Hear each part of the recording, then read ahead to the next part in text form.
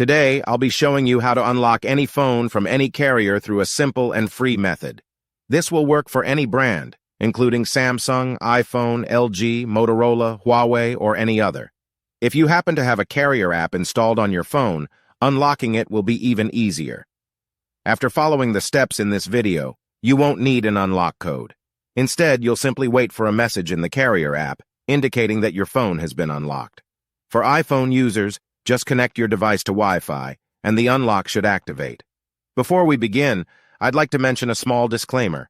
The tool I'm about to show you is 100% legal, safe, and free. This tool will also help you get your phone unlocked, regardless of whether it's currently under an active contract with your service provider. By the way, please be very careful with the spam comments left on this video.